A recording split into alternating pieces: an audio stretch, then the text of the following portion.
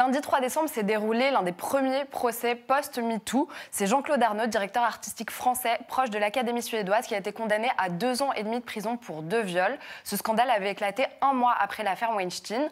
On commence à comprendre que l'affaire MeToo a changé le cours de l'histoire. On a rencontré Laure Murat, elle est historienne, enseignante à l'Université de Los Angeles. Elle nous explique en quoi MeToo est une véritable révolution, mais s'inquiète du retard de la France sur ces sujets-là. Alors, la raison pour laquelle le mouvement MeToo est un mouvement historique, c'est que c'est d'abord un mouvement massif, international, planétaire, et totalement spontané. Il n'y a pas eu de leader là-dedans. Il part des actrices, c'est-à-dire du plus grand privilège qu'on puisse imaginer, Hollywood, l'argent, le star system. Et en même temps, c'est un mouvement qui vient de la base, c'est-à-dire de millions de femmes dans le monde entier. Et je crois que ça, c'est une des caractéristiques aussi révolutionnaires, c'est de savoir que c'est pris aux 2 niveaux, en quelque sorte.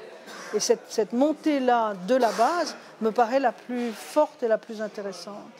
C'est une étape décisive dans cette révolution sexuelle qui a commencé à la fin des années 60 et qui n'était pas achevée. Il faut impérativement que les hommes participent à ce mouvement, qu'ils s'impliquent dedans. Cette prise de conscience doit être collective. Si elle n'est pas collective, elle n'aboutira pas. Alors, je crois qu'il y a un gros problème, c'est que le gouvernement français ne prend pas la mesure du problème et n'investit pas suffisamment. Dans l'affaire DSK, on dit que c'est l'affaire française qui ne pouvait éclater qu'aux États-Unis. On se rend compte aujourd'hui à quel point c'est vrai. Parce que peut-être d'ailleurs, il y a eu un DSK lui-même ou un autre, qui a fait de telles exactions et dont on ne sait rien. Aux États-Unis, c'est sorti. Et je suis très frappée qu'il y a une grande disparité entre le niveau du débat, notamment en France, où la tribune de Neuve, où les scandales ont beaucoup de mal à sortir, tout le monde sait mais personne ne parle, il y a une sorte d'omerta qui persiste. La première question, c'était qu'est-ce que vous pensez des dérives du mouvement MeToo? On commençait par parler des dérives, alors qu'on n'a pas du tout résolu le début du problème. Parce que le problème, ce n'est pas les dérives du mouvement MeToo, c'est le harcèlement sexuel. Donc au quotidien, il y a 1 femme sur 5 qui est victime de harcèlement au travail, mais 40% d'entre elles n'osent pas prendre la parole de peur d'être licenciées. Une des conséquences positives de MeToo, par contre, c'est que le nombre de plaintes pour violences sexuelles a augmenté de 23% en 1 an. On a rencontré Maud Bekers, elle est avocate, spécialiste en droit du travail. Elle nous explique en quoi le système judiciaire est partial et n'arrive pas à condamner les agresseurs de violences sexuelles. MeToo, c'est avant tout les sphères de pouvoir qui s'attaquent aux personnes qui sont sous un lien de subordination. Et bien dans ce contexte-là, celui du travail, il n'y a pas eu d'avancier législatif comme le demandaient les associations spécialisées, les avocates spécialisés en la matière. Sur le monde du travail, le harcèlement sexuel est extrêmement grave, puisqu'il y a 1 femme sur 5 qui est victime de harcèlement sexuel, et que dans ces femmes qui parlent, 40% perdent leur travail. Donc on nous dit que la parole des femmes est libérée, qu'enfin elles peuvent parler, mais si on sait que la sanction va être un licenciement ou une mutation ou une discrimination, bien évidemment, les femmes vont continuer à se taire. Il y a une augmentation des plaintes, ça c'est certain. C'est parce qu'elles se sont vraiment rendues compte que ce qu'elles vivaient n'était pas tolérable. Quand on l'entend dans la bouche des autres, c'est souvent plus facile de se dire qu'on ne s'invente pas des choses.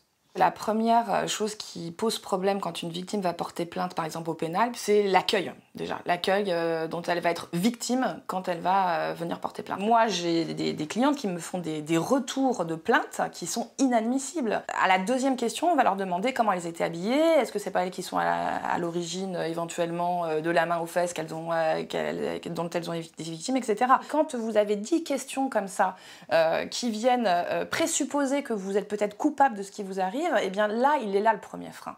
Il est là le premier frein parce qu'après, nous, quand on les récupère dans les cabinets, pour les inciter à continuer la procédure, eh bien c'est difficile. Et malheureusement, les juges continuent à nous débouter en disant « vous n'avez pas la preuve directe ». Vous n'avez pas la preuve directe du harcèlement. Sauf que la preuve directe n'existe pas à part les enregistrements clandestins. Et cette preuve-là, on nous la refuse. Au niveau des juridictions civiles, donc le Conseil de prud'homme, c'est une preuve déloyale, puisqu'on violerait l'intimité de la personne qui est en train de vous harceler ou de vous agresser. Donc c'est une aberration, on est bien d'accord. Il faut être très clair, on a une justice à l'heure actuelle qui n'est pas du tout à la hauteur du harcèlement sexuel, mais on a une justice de classe aussi qui existe, et donc le harcèlement sexuel étant une délinquance patronale en règle générale ou de supérieur hiérarchique, eh bien elle subit finalement ce clivage de la justice qui, je l'assume complètement, est une justice encore de classe. Ouais. On le sait, les médias ont joué un rôle crucial dans l'affaire MeToo. C'est grâce au New York Times et au New Yorker que des dizaines de témoignages accablants contre Harvey Weinstein ont été révélés. En France, c'est le site d'investigation Mediapart qui est en pointe sur les sujets de violences sexuelles. Ils ont révélé plusieurs affaires, notamment l'affaire Denis Baupin, un des membres d'Europe Écologie Les Verts en 2016. Ils ont également sorti une enquête sur le producteur et réalisateur français Luc Besson. La semaine dernière, ils ont publié 5 nouveaux témoignages sur cette enquête. À ce jour, le réalisateur français n'a pas souhaité prendre la parole. Une seule actrice, Sandra Roy, a porté plainte contre lui. L'enquête est encore en cours. On a rencontré les 2 journalistes à l'origine de cet article. Pouvoir travailler sur des affaires de violence sexuelle dans différents secteurs, le cinéma se pense quand même un petit peu au-dessus de tout ça. Il pense que quand même il y a des règles un petit peu spéciales et normales, en tout cas elles sont vues comme telles. Certains pensent que c'est normal de faire un casting dans une chambre d'hôtel seul, parfois avec une mineure. Certains pensent que c'est normal qu'il y ait cette relation très asymétrique entre les comédiens et puis les décideurs, réalisateurs, producteurs. En réalité, ça c'est le fil rouge de notre enquête. C'est la question du pouvoir. Il faut bien se mettre en tête que ces producteurs, ces réalisateurs peuvent faire et défaire des carrières. Qu'on a mesuré la pression qui était sur nos sources, c'est-à-dire que sur tous les gens qu'on a interrogés, les femmes comme les hommes, très peu d'hommes acceptent de nous parler, y compris en off. Il y a un problème de culture sur les affaires de violence sexuelle où effectivement en France, dans un pays un peu latin, on a plutôt tendance à mettre en doute la parole de la victime. Entre chaque article, on prend des mois avant de sortir un article parce que nous, on vérifie leurs témoignages, on leur demande des documents, quand on peut, on consulte leur agenda. On n'est vraiment pas facile avec elles. L'affaire Weinstein a pris 10 mois de travail. Nous, à Mediapart, on avait révélé l'affaire Denis Baupin, il y a 2 ans, qui a été assez importante en France.